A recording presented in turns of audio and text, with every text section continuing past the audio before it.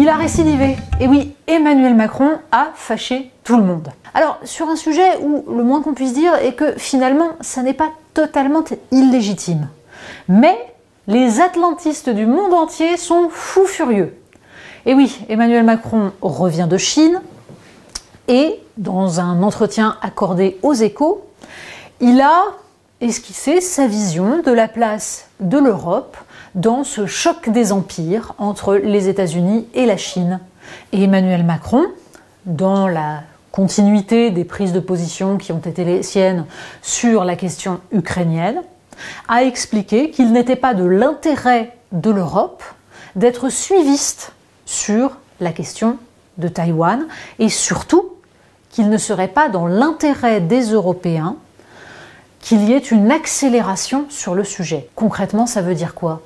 Une accélération sur l'autonomisation de Taïwan qui, il faut peut-être le rappeler, est encore officiellement, selon l'ONU, une simple partie de la Chine. Sauf que ce discours est évidemment inacceptable pour tous ceux qui considèrent que nous sommes engagés dans une lutte des démocraties, le camp du bien, contre le camp du mal, les autocraties. La tentative d'Emmanuel Macron de faire entendre une sorte d'autonomie, une posture gaullienne, semble une trahison, voire une forme de collaboration avec les tyrans de ce monde.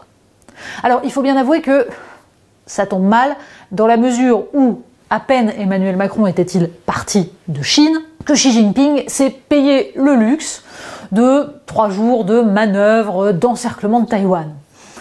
Ça sonnait un peu comme une humiliation. Alors évidemment, ce n'était pas contre Emmanuel Macron, enfin en tout cas pas officiellement, il s'agissait de répondre à la visite de la présidente taïwanaise aux États-Unis. C'est pain béni pour tous ceux qui veulent expliquer que Macron serait en fait prisonnier de sa bienveillance vis-à-vis d'une Chine qui serait, elle, dans une posture guerrière. Mais de fait, Xi Jinping a toujours annoncé la couleur. Taïwan fait partie de la Chine et doit rejoindre pleinement la Chine, quel que soit le délai. À ceci près que jusqu'à présent, la Chine était plutôt dans une posture de long terme, mais la dimension guerrière a tendance à prendre de l'ampleur au fur et à mesure que les officiels américains, pas encore la Maison-Blanche, mais le Congrès dans toutes ses dimensions, flattent les tentations autonomistes taïwanaises en expliquant que Taïwan est le poste avancé de la démocratie. Alors il y a plusieurs problèmes en fait dans cette histoire.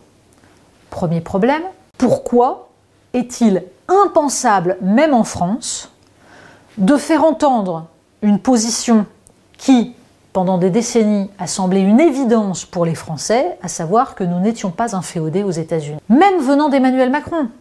Alors peut-être surtout venant de lui qui s'était fait élire en 2017 en séduisant justement tous les atlantistes favorables à la mondialisation américaine. Tout à coup, ils ont l'impression d'être pris à contre-pied. C'est normal. Mais il y a, de toute façon, dans le milieu médiatico-politique français, une forme de béatitude vis-à-vis des États-Unis qui interdit toute vision un petit peu rationnelle et qui considère que expliquer l'idée d'une troisième voie est déjà de la haute trahison. Alors, à côté de ça, les prises de position ailleurs en Europe ne sont pas étonnantes. On a surtout entendu la CDU allemande, la Pologne, c'est-à-dire les alliés objectifs de Washington, et ceux même qui, en général, sont plus atlantistes que Washington, qui considèrent qu'il ne peut pas exister d'Europe en dehors du parapluie américain. Parce que les Américains, eux, ont été un petit peu plus prudents. La Maison-Blanche s'est gardée de pousser les hauts cris, il s'agit de faire croire que, bien entendu, ça ne pose aucun problème, qu'on se détache un petit peu des États-Unis. Après, on n'est pas dupe. La Maison-Blanche, de toute façon, considère que la France n'a absolument pas les moyens de ce discours de souveraineté et d'autonomie. Et que donc, ça n'est peut-être pas très grave de laisser Emmanuel Macron s'agiter. Et de fait, il est toujours revenu dans le giron. Donc, ce discours consistant à enjoindre les Européens à plus de prudence n'ira pas très loin.